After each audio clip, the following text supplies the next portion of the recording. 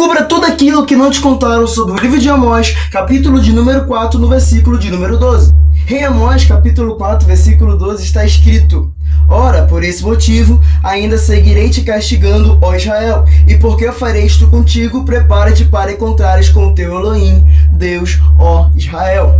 Para nós entendermos o versículo 12, nós temos que voltar no livro de Amós, no capítulo de número 1, no versículo de número 1, que diz: Profecias anunciadas por Amós, que significa encargo pesado, criador de ovelhas, em Tecoa, sobre as visões que teve a respeito de Israel, 2 anos antes do grande terremoto. Nessa época, Uzias, minha força é Yahvé, era rei de Judá, e Laborram-Beloá, Jeroboão, filho de Jeoás, o povo lutará, era rei de Israel.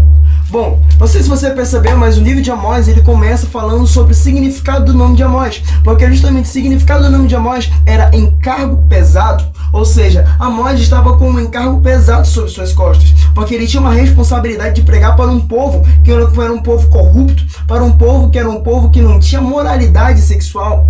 E convenhamos, a história do povo de Israel nesse momento lembra bastante a nossa história, porque assim como o povo de Israel, o povo brasileiro não tem muita corrupção, é um povo muito corrupto sexualmente falando, é um povo que tem as suas políticas corrompidas, é um povo que tem a sua sociedade corrompida, portanto é um povo 100% corrupto. E justamente o significado do nome de Amós traz consigo o que ele teria que fazer, que era ter um encargo pesado. Ele teria que abrir a boca para falar o que está escrito no livro de Amós, capítulo 4, versículo 12, que era justamente falar que Israel iria encontrar com o Senhor teu Deus. Mas não somente isso, pois em Amós, capítulo 3, versículo de número 2 diz: Atentai para o fato de que eu escolhi tão somente vós dentre todas as famílias da terra, por isso eu mesmo vos castigarei por todas as malignidades que cometestes. Portanto, o que Amós estaria fazendo era justamente abrindo a sua boca para falar aquilo que Deus estava falando, para derramar a sua ira, para derramar a ira de Deus para a humanidade, porque justamente Amós não era aquele profeta do Pix, Amós não era aquele profeta do Ítalo Santos, Amós não era o profeta que falava que você iria ser abençoado simplesmente porque você está abençoando ele. Muito pelo contrário, Amós era um pastor, Amós era uma pessoa que plantava figos,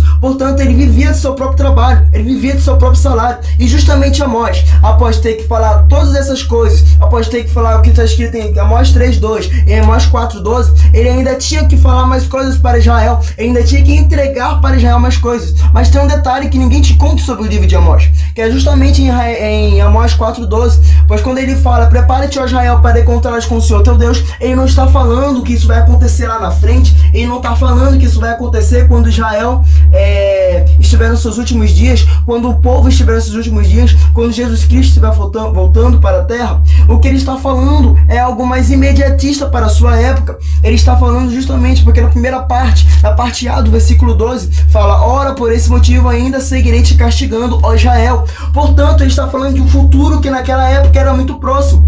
Por isso que muitas das vezes o que nós sofremos, o que nós fazemos aqui nessa terra, o que nós estamos recebendo de Deus não é algo bom, porque nós não estamos plantando coisas boas. O que nós estamos fazendo aqui na terra é justamente o oposto. Nós estamos justamente distribuindo pobreza. Nós que fomos pessoas libertas, nós que fomos pessoas que já estivemos em situações parecidas com muitos cristãos que se encontram hoje, nós que já estivemos no mundo, que deveríamos pregar o amor, que deveríamos pregar que esta pessoa do mundo viesse para Cristo, nós estamos pregando coisas diferentes. Nós estamos falando que esta pessoa tem que continuar no mundo. Nós estamos pregando o evangelho cauterizado, o evangelho onde não pode mais confrontar, o evangelho onde eu tenho que lamber o seu ego, onde eu tenho que inflar o seu ego para você dar um glória, para você dar um aleluia. Eu não estou aqui em busca de glória a Deus, em busca de aleluia. Se eu tivesse em busca de glória a Deus, em busca de aleluia, eu ia falar que você vai ser abençoado amanhã. Mas eu estou aqui para te falar: prepara-te, ó pecador, para encontrares com o Senhor teu Deus, ainda nesta terra,